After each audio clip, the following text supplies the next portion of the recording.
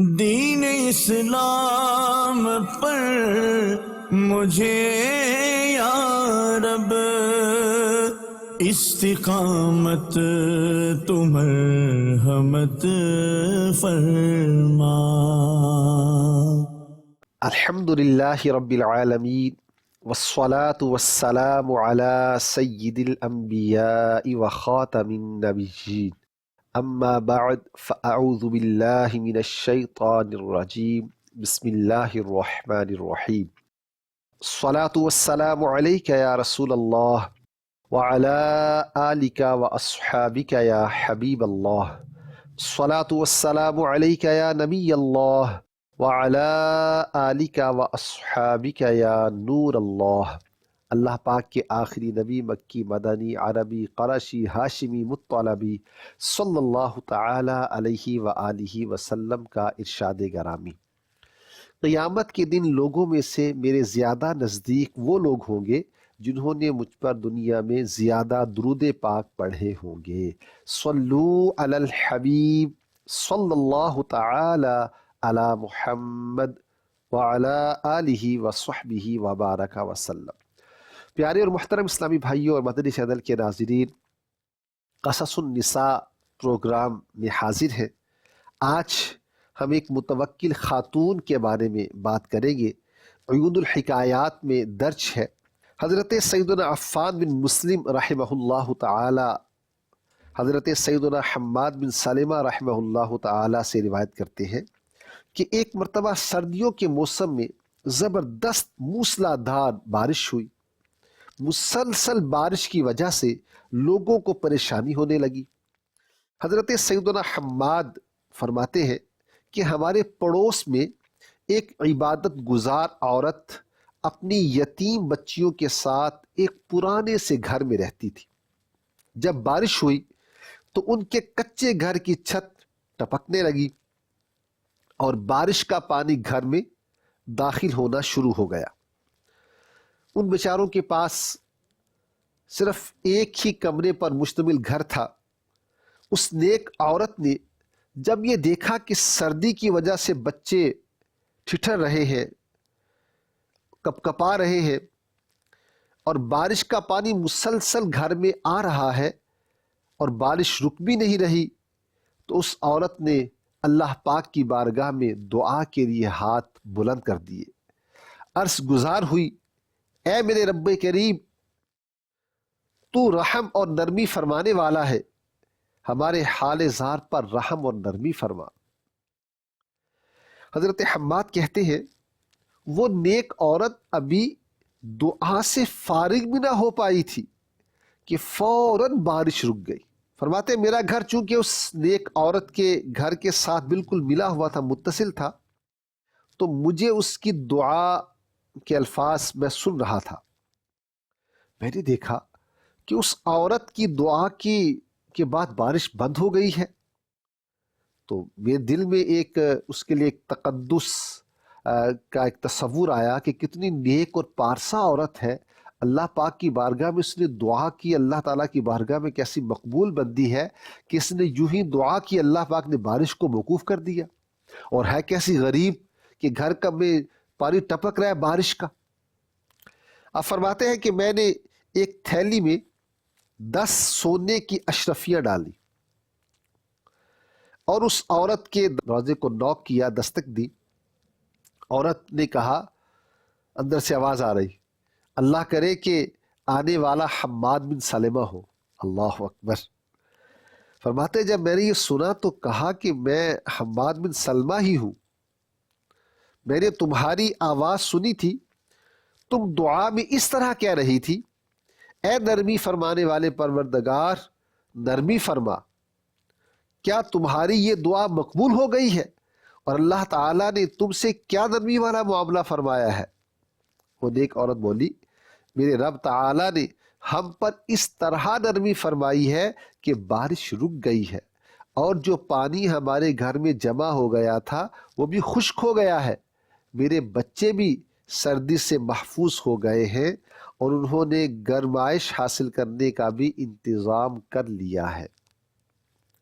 محترم اور پیارے اسلامی بھائیوں اور مدنی چینل کے ناظرین، گفتگو یہ ختم ہوتی ہے عورت کی تو حماد بن سلمہ کہتے ہیں میں نے سونے کے اشرفیوں کی تھیلی جو ساتھ لے کر آئے تھے وہ نکالی اور کہا یہ کچھ رقم ہے، اسے اپنی ضروریات میں استعمال کر لو۔ ابھی ہمارے درمیان یہ گفتگو ہو رہی تھی کہ ایک بچی اچانک ہمارے پاس آئی۔ اس نے اون کا وولف کا پرانا سا کرتا پہنا ہوا تھا جو ایک جگہ سے پھٹا ہوا بھی تھا، اس پر پیوند لگے ہوئے تھے۔ ہمارے پاس آ کر وہ کہنے لگی اے حماد بن سلمہ، کیا آپ یہ دنیاوی دولت دے کر ہمارے اور ہمارے رب تعالی کے درمیان پردہ حائل کرنا چاہتے ہیں؟ اللہ اکبر، اللہ اکبر۔ بچی کہنے لگی ہمیں ایسی دولت نہیں چاہیے جو ہمیں ہمارے رب تعالی کی بارگاہ سے جدا کرنے کا سبب بنے۔ پھر اس نے اپنی امی جان کو ایڈریس کیا، ان سے مخاطب ہوئی، کہنے لگی اے امی جان، ہم نے اپنے رب تعالی سے اپنی مصیبتوں کی التجا کی تو اس نے فوراً ہی دنیاوی دولت ہماری طرف بھجوا دی، کہیں ایسا نہ ہو کہ ہم اس دنیاوی دولت کی وجہ سے اپنے مالک حقیقی عز و جل کے ذکر سے غافل ہو جائے اور ہماری توجہ اس سے ہٹ کر کسی اور طرف چلی جائے۔ محترم ناظرین، یہ گفتگو کرنے کے بعد وہ بچی اس نے اپنے چہرے کو زمین پر ملنا شروع کیا اور کہنے لگی اے ہمارے پاک پروردگار، ہمیں تیری عزت و جلال کی قسم، ہم کبھی بھی تیرے در سے نہیں جائیں گے، ہماری امیدیں صرف تجھ سے وابستہ رہیں گی، ہم تیرے ہی در پر پڑے رہیں گے، اگرچہ ہمیں دھتکار دیا جائے لیکن ہم پھر بھی تیرے در کو نہیں چھوڑیں گے۔ پھر اس بچی نے مجھ سے کہا اللہ تعالیٰ آپ کو اپنے حفظ و امان میں رکھے، برائے کرم آپ یہ رقم واپس لے جائیں اور جہاں سے لائے ہیں وہیں رکھ دیں، ہمیں اس دولت کی کوئی حاجت نہیں، ہمیں ہمارا پروردگار عز و جل کافی ہے، وہ ہمیں کبھی بھی مایوس نہ کرے گا، ہم اپنی تمام حاجتیں اس پاک پروردگار کی بارگاہ میں پیش کرتے ہیں، وہی ہماری حاجتوں کو پورا کرنے والا ہے، وہی تمام جہانوں کا پالنے والا اور ساری مخلوق کا حاکم و والی ہے۔ اللہ اکبر۔ پیارے اور محترم اسلامی بھائی اور مدنی چینل کے ناظرین، کیا پیارا میسج ہمیں اس حکایت سے ملتا ہے۔ عورت نے اپنی بچی کی تربیت کیسی کی۔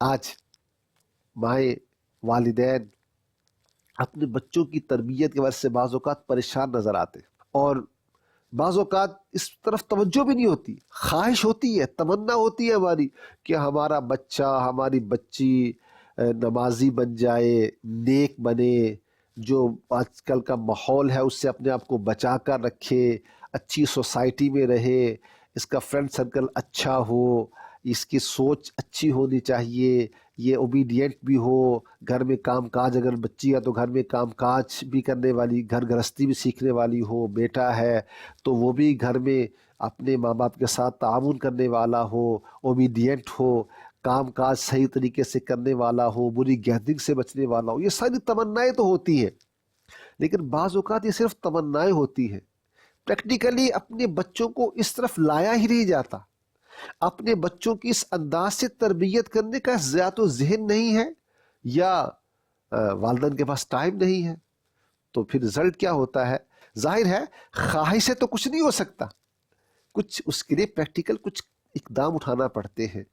اس عورت جو غریب عورت ہے، چھوٹا سا گھر ہے، اس نے اپنی بچی کو کس طرح اس کی تربیت کی ہے محترم ناظرین، کہ وہ بچی نہ صرف اس چھوٹے سے گھر میں صبر شکر کے ساتھ رہ رہی ہے، بلکہ اس کا اللہ تعالی پر ایسا کامل توکل ہے کہ اس کے سامنے دنیاوی دولت کی پیشکش کی جا رہی ہے اور وہ نیڈی ہے، حاجت بھی ہے، لیکن اس کے باوجود اس کا مائنڈ کیا ہے؟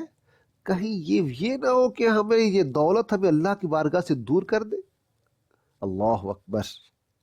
آج غور ہمیں سب کو کرنا چاہیے، ہم اپنے بچوں کو اللہ پر توکل سکھاتے ہیں، ہم اپنے بچوں کی اس طرح تربیت کرتے ہیں کہ بیٹا ہر چیز اللہ تعالی کی حکم سے ہی ہوتی ہے، ہمیں جو بھی ہم کام کاج کرتے ہیں ہمیں اس پہ اللہ پر ہی بھروسہ کرنا چاہیے۔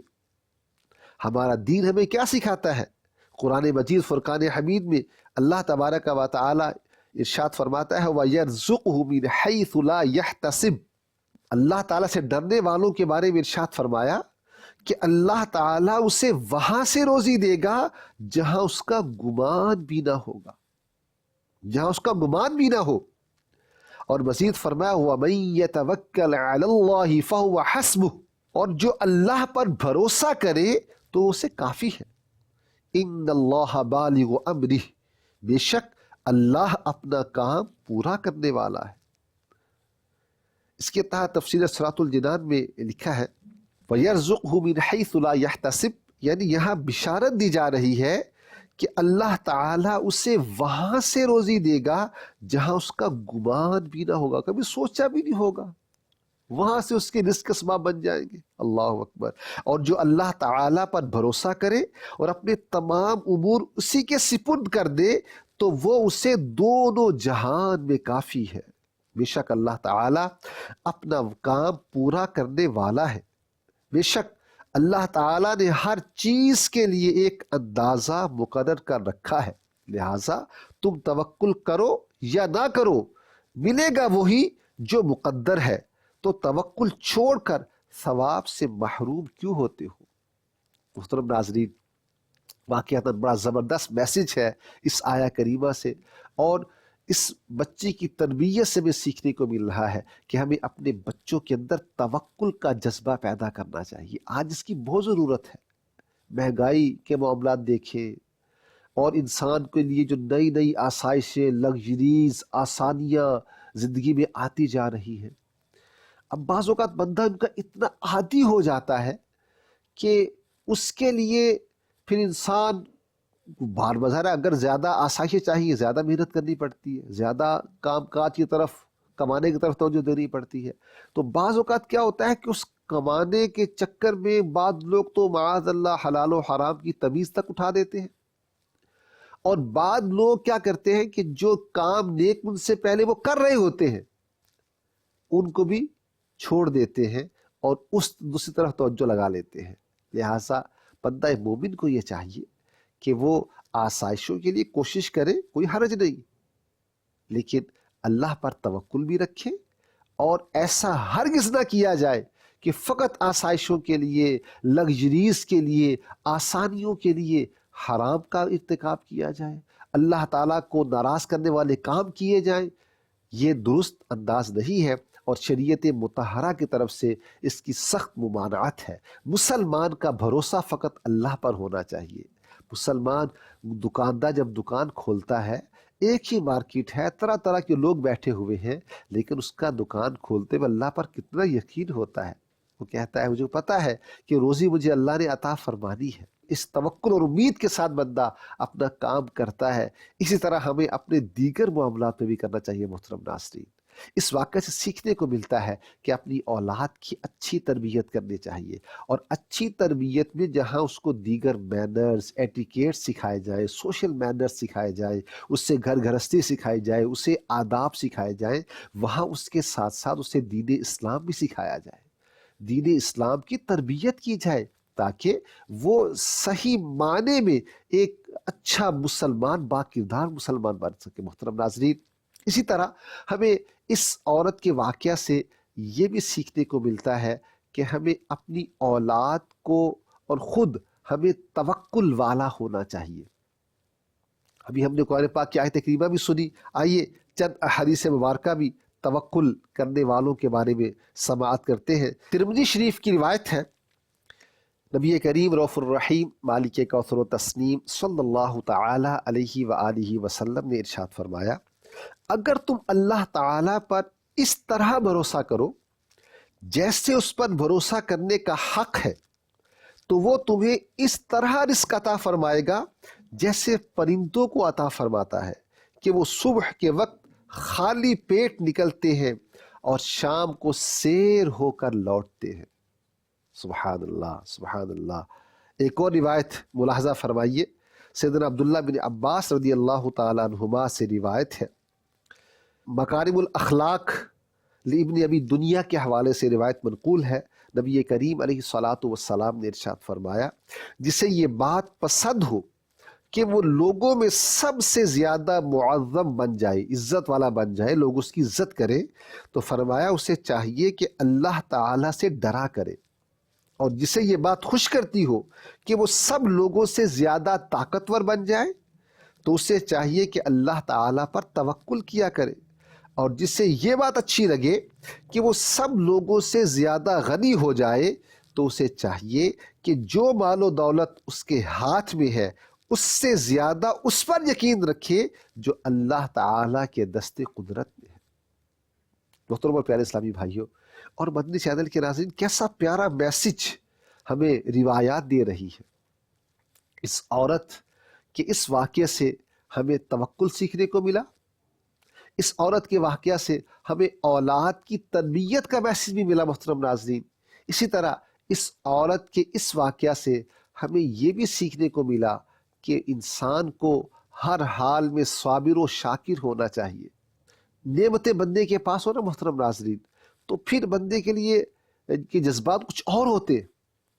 جب آزمائش کی گھڑی آتی ہے، جب پریشانی آتی ہے، جب مصیبت آتی ہے، اس وقت ہمارا ریئیکٹ کیسا ہونا چاہیے، اس واقعے سے سیکھنے کو ملتا ہے محترم ناظرین۔ کیا مصیبت آنے پر واویلا مچانا چاہیے، شکوہ شکایت شروع کر دی جائے، اس کو بتایا جائے، اس کو بتایا جائے، لوگوں کے سامنے اظہار کیا جائے، یار بڑا بزنس میں لاس ہو گیا ہے، بڑی پرابلم ہو گئی ہے، کچھ نہیں بچا، یار ہمارے گھر میں مرض ہی نہیں جا رہا، پرابلم ہی نہیں جا رہی۔ ایک تو ہوتا ہے کسی کو صحیح غرض کے لیے بتانا، اس میں تو حرج نہیں ہے، لیکن تھوڑا سا غور کیا جائے۔ جہاں صحیح غرض بھی ہوتی ہے وہاں بعض اوقات ہم بات کرنے میں مبالغہ کر دیتے ہیں۔ شیخ طریقت امیر اہل سنت مولانا الیاس قادری صاحب دامت برکاتہم اللہ تربیت فرماتے ہیں، ایک ہے کہ مجھے بخار ہے، ایک ہے شدید بخار ہے، سر درد ہو رہا ہے، شدید سر درد ہو رہا ہے۔ الفاظ کے چناؤ میں بھی ہمیں محتاط ہونا چاہیے، اسپیشلی جب ہم دوسروں کے سامنے بات کر رہے ہیں، اور بات بھی ایسی ہے کہ جس میں صبر اور شکر کا موقع ہے۔ ہو سکتا ہے سامنے والا اس کو شکوہ شکایت پہ محمول کر لے۔ ویسے تو بعض اوقات یہ کلمات بندہ جو بولتا ہے عمومی طور پر جو سمجھا جاتا ہے، سامنے والے کی ہمدردی حاصل ہوتی ہے، سامنے والے کا رسپانس ہوتا ہے، اوہ اچھا اچھا اچھا آپ کے ساتھ یہ معاملہ ہوا ہے۔ بس وہ تھوڑا سا نا اپنے جذبات کو تسکین دینے کے لیے بعض اوقات یہ سننے کے لیے انسان اپنی باتوں کو بعض اوقات بڑھا چڑھا کر پیش کرتا ہے۔ ایسا نہیں ہونا چاہیے۔ میں یہ عرض کر رہا تھا محترم ناظرین کہ جب بندے کے پاس نعمتیں ہوں تو بندے کو اس وقت اللہ کا شکر گزار ہونا چاہیے، اور جب مصیبت آ جائے، پریشانی آ جائے، تو اس وقت بندے کا انداز کیا ہونا چاہیے؟ قرآن کہتا ہے وَبَشِّرِ الصَّابِرِينَ، صبر کرنے والوں کو خوشخبری سنائیے۔ الَّذِينَ إِذَا أَصَابَتْهُم مُّصِيبَةٌ قَالُوا اِنَّا لِلَّهِ وَإِنَّا إِلَيْهِ رَاجِعُونَ، جب انہیں کوئی مصیبت پہنچے تو کیا کہتے ہیں؟ ہم اللہ کے ہی بندے ہیں اور ہم نے اللہ کی طرف لوٹ کر جانا ہے۔ تو قرآن کہتا ہے اولئک علیہم صلوات من ربہم ورحمہ، قرآن نے ہی ان کو رحمت کی خوشخبری سنائی ہے رب تعالیٰ کی طرف سے، انہیں ہدایت یافتہ ارشاد فرمایا گیا محترم ناظرین۔